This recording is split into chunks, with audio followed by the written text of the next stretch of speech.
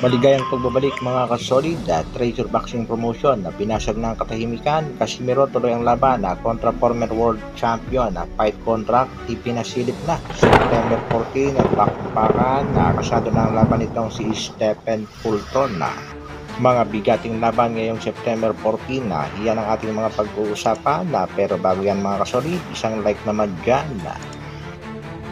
para sa ating unang balita mga kasolid, the main event sa bakbakan nagaganapin ngayong September 14 sa pagitan nga nitong si Canelo Alvarez at Edgar Berlanga, WBC, WBA at WBO title.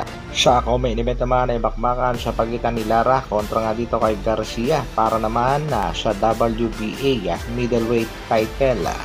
Ito nga mga kasolid ang comeback fight nitong si Speaker Danny Garcia. Sa undercard ay muling sasabak itong si Stephen Coolboy Fulton. Matatandaan natin na nakatigil ng knockout at unang pagkatalo itong si Fulton sa laban niya kontra nga sa Japanese monster na si Naoya Inoue noong nakaraang taon buwan ng July, na kung saan ay nakuha nga ng Japanese monster ang dalawang titulong inaalagaan itong si Stephen Fulton. Sa kasalukuyan si Fulton ay may kartadang 21 wins, 8 knockouts, meron ng isang talo. Inactive na nga siya mga kasolid dito sa Super Bantamweight Division.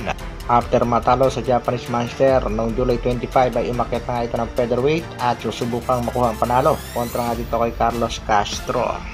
Si Castro ay meron ng 2 talo at nakatikim na rin ng knockout dito kay The Heartbreaker Figueroa. September 14 Carlos Castro kontra Stephen Coolboy Fulton. Matatanda din natin mga kasolid na itong si Fulton ay isa sa mga inofera ng Treasure Boxing Promotion para labanan ng angas ng Pinas, pero tumanggi nga itong si Fulton para sa bakbakan. Sa kabilang balita naman mga kasolid, laban ng ating pangbatong si Cuadro Alas Jandro Casimiro ngayong buwan ng September, posibleng hindi matuloy at sa halip ay mabub sa buwan ng October. At isa nga daw former world champion ang mga kalaban ng ating pangbato. Pakinggan natin ang naging pahayag nitong si Pinoy Boxing Prodigy, isa sa mga legit source sa boxing.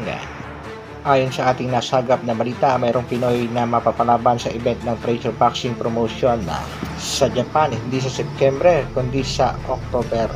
Ito umano ay championship at makakalaban ng ating pambato ang dating world champion. Hindi pa natin pwedeng pangalanan ang nasabing Pinoy boxer sapagkat ang opisyal na anunsyo ay gagawin mismo ng Treasure Boxing Promotion. At heto nga mga clue mga kasolid, minsan na nga daw itong nadikit sa pangalang Naoya Inoue. Ang kanyang pangalan ay nagsisimula sa letter J, hindi lang sa isang major boxing organization ang kanyang world rankings.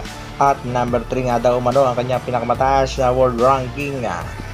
Walang kaduda-duda na si Cuadro Alas ang tinutukoy sa nasabing balita. Tama nga naman ang sinabi ni Jason Casimiro versus abang-abang. At ang tanong ng mga netizens, sino kaya ang former world champion na mga kalaban ng ating pambato? Posible kayang itong si Marlon The Nightmare Tapales, Murudjon Akhmadaliev, o matutuloy na ang bakbakan sa pagitan ni Casimiro kontra sa Mexican bad boy na si Luis Pantera Neria?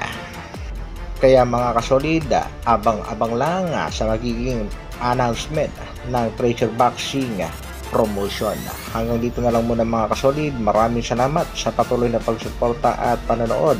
Isang like naman dyan, at sa mga bago, pa-share at subscribe na rin ang ating video. Mabuhay, Dr. Alvin Vlogs. Brrr.